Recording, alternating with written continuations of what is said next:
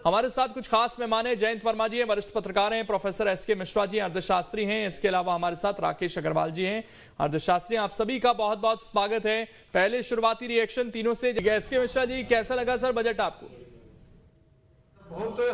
Budget बहुत ही व्यवस्थित है। इसमें किसानों का भी ध्यान रखा गया है, उद्योगों को रखा गया। और जो सुबह इस बीच चर्चा हो रही थी कि जो निम्न वर्ग है, मध्यम वर्ग है, उसके लिए जितनी उम्मीद भी नहीं कर रहा था, क्योंकि 4-5 साल से निरंतर उम्मीद बनी हुई थी, लेकिन वो चीज पूरी नहीं हो पा रही थी, उसको पूरी तरीके से ध्यान में रखा गया है। इसलिए पूरी तरह से व्यवस्थित बजट है, बैलेंस बजट है और भारत को आगे ले जाने वाला बजट है। ठीक है, एक रिएक्शन सर जल्दी से राकेश जी, कैसा लगा सर आपको? एक चीज जो यहाँ पर कही जा रही है, कंजम्पशन बढ़ाने की बात, और सुबह भी आप कह रहे थे प्रोफेसर एसके मिश्रा जी, आपको लगता है कि इससे एक कंजम्पशन जो मार्केट में जरूरत है इस वक्त कि पैसों का फ्लो आए, वो बढ़ता हुआ नजर आएगा?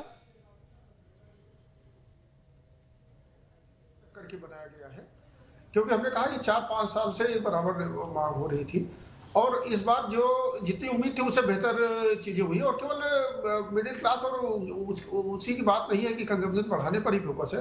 आप देखिएगा उसमें पहला जो इंजन विकास को माना गया है वो एग्रीकल्चर है, और रूरल जो डिमांड है उसने भारत की जो मजबूती को 3-4 सालों में जो बना रखा है, वो जो रूरल डिमांड बढ़ रही है उसके कारण है।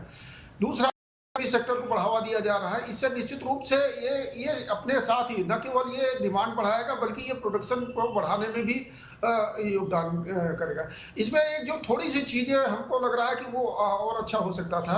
एजुकेशन सेक्टर को बहुत ज्यादा इसमें ध्यान नहीं दिया गया। इसमें एजुकेशन में भी तकनीकी शिक्षा और मेडिकल शिक्षा पे ज्यादा जोर दिया गया है। बेसिक एजुकेशन पे भी अगर थोड़ा सा और ध्यान दिया गया होता तो पूरी तरीके से बैलेंस और मतलब उम्मीद से भी काफी कई गुना बेहतर बजट साबित होता।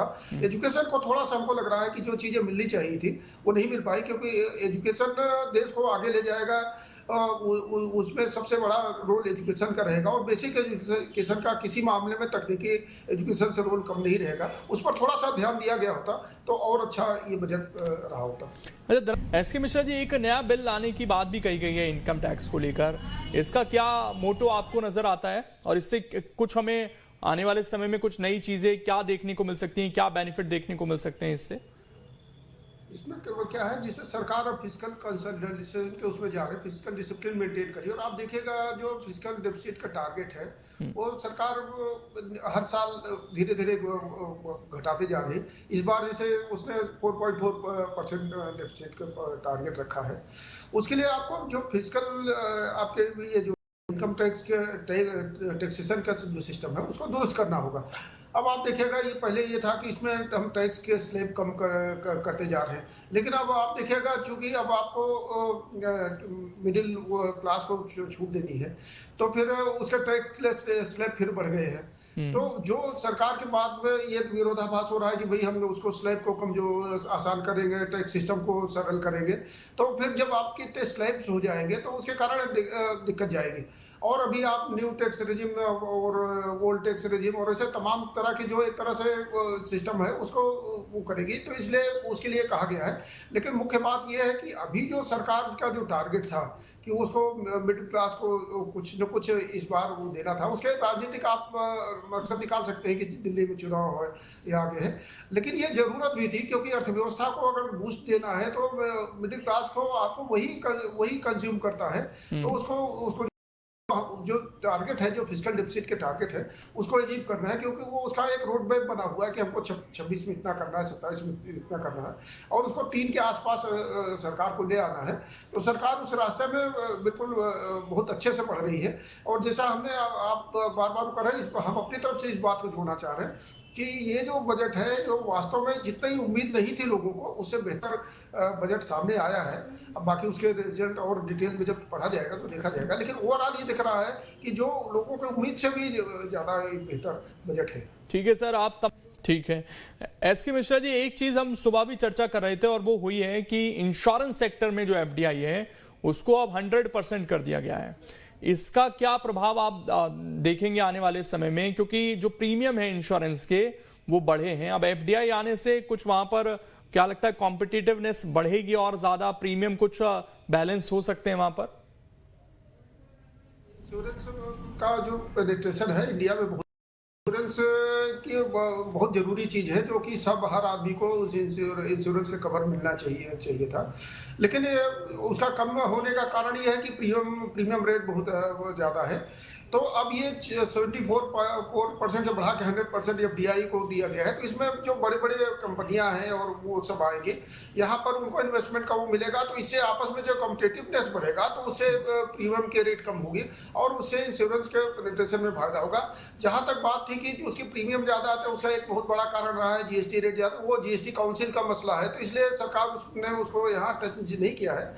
लेकिन सरकार के हाथ में जो था कि वो एफडीआई को बढ़ा दे और उसके बाद उसमें आपस में कंपटीशन को बढ़ावा दे और बाहर बड़ी बड़ी कंपनियां मल्टीनेशनल भी उसमें आए, तो उसके कारण प्रीमियम कम होगा, तो उससे इंश्योरेंस का दायरा बढ़ेगा और ज्यादा लोग इंश्योरेंस का लाभ ले सकते हैं। हमारे समझ में ये आता है कि शायद इसका ये कारण रहा हो।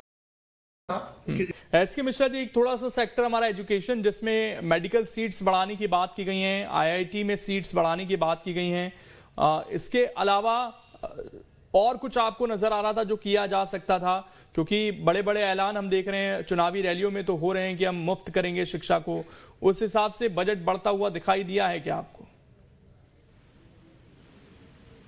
में सीट बढ़ाने की बात कही गई है, आईआईटी के भी एक्सपेंशन की बात की गई है, साथ साथ स्टार्टअप और इनक्यूबेशन सेंटर की बात है इसमें, आंगनवाड़ियों को भी। लेकिन जो हमारा बेसिक एजुकेशन है, जिसमें राष्ट्रीय शिक्षा नीति का टारगेट है कि हम उसमें उसको 6% के लेवल तक ले जाएंगे, वहां पर अभी सरकार उस दिशा में बढ़ नहीं पाई है, जबकि सरकार का ये बिल्कुल घोषित लक्ष्य है कि हमको इसको एजुकेशन सेक्टर के उसमें बढ़ाना है। तो ठीक है, अभी टेक्निकल एजुकेशन में गई है और इन सब स्टार्टअप और अभी उसका इनोवेशन और इन सब पर ज्यादा जोर है सरकार का, तो इसलिए उसने इधर जोर दिया है। लेकिन आगे हो सकता है कि फिर इसकी भी उम्मीद हम रख सकते हैं कि एजुकेशन पे सरकार का एक्सपेंडिचर बढ़ेगा और वो राष्ट्रीय शिक्षा नीति का ने डिसाइड है, तो उधर पढ़ना चाहिए था, क्योंकि इसका राष्ट्रीय शिक्षा नीति को 2035 तक उसके पूरे रिजल्ट दिखने लगेंगे। तो इस दिशा में अभी बढ़ने की जरूरत है, लेकिन अब सरकार क्यों नहीं उधर पढ़ पाई है, उसकी क्या सीमाएं रही है, वो देखना पड़ेगा। ये है, बाकी तो सरकार की प्रायोरिटी है ही है। ठीक है, एक चीज और जो इसमें एक नई योजना की बात की गई है, जिसमें पीएम धन धान्य कृषि योजना, इसमें 100 जिलों में फायदे की बात कही गई है, इसका क्या असर लग रहा है एसके मिश्रा जी? क्योंकि सुबह जब जिक्र हुआ बार बार, तो इसमें एक आ गया कि हमारी जो कृषि सेक्टर है, जिसका एक बड़ा रोल है कहीं ना कहीं इकोनॉमी में, उसको बढ़ावा अभी भी क्या लगता है कि इस बजट के जरिए कृषि क्षेत्र को और ज्यादा बेहतर करने की कोशिश यहां पर की जा रही है और एक नई योजना बाकायदा उसके लिए लेकर आई गई है? ही कृषि को माना है, तो इसलिए कृषि पर तो जोर सरकार को देना ही पड़ेगा। और अभी जो मुसीबत का समय पिछले 4-5 साल का रहा, उसमें एग्रीकल्चर ने ही अर्थव्यवस्था को मजबूती दी, और अर्थव्यवस्था को आज भी जो अर्थव्यवस्था आगे हमारी बढ़ी है, उसके पीछे उसकी जो बैकबोन में है वो कृषि रही है। इसलिए सरकार ने, आप देखिएगा कि किसान क्रेडिट कार्ड की लिमिट भी बढ़ा दी है। साथ ही साथ उसने लगभग पीएम धन धान्य योजना से उसका टारगेट है लगभग 1 करोड़ के करीब किसान उससे लाभान्वित होंगे। और आप देखिएगा ये सरकार ने टारगेट रखा कि अगले 6 साल में दालों के उत्पादन में भारत को आत्मनिर्भर होना है। आप तिलहन के क्षेत्र में देखिएगा और खाद्यान्न के क्षेत्र में देखिएगा, सरकार का ये मकसद ही है। और लॉन्ग टर्म जो सरकार ने अपने जो रिफॉर्म का प्रोसेस बढ़ाया, विकसित भारत की जो संकल्पना रखी है, उसमें हॉर्टिकल्चर पे, एग्रीकल्चर पे और इन सब चीजों के फल फूल सब्जियों के खपत को लोगों के लिए बढ़ाने के लिए का प्रयास किया है। तो इससे न केवल जो न्यूट्रिशनल जो रिक्वायरमेंट होगी वो पूरी होगी, साथ साथ उससे किसानों की इनकम में भी इजाफा होगा और किसान अर्थव्यवस्था को मजबूती भी दे पाएंगे। तो इससे एक साथ ही न केवल हमारा रूरल एरिया मजबूत होगा, बल्कि इससे स्वास्थ्य के क्षेत्र में भी बेहतरी आएगी, क्योंकि जब उनको पौष्टिक आहार मिलेगा, तो इसलिए पीएम धन धान्य योजना का विशेष महत्व है इसमें।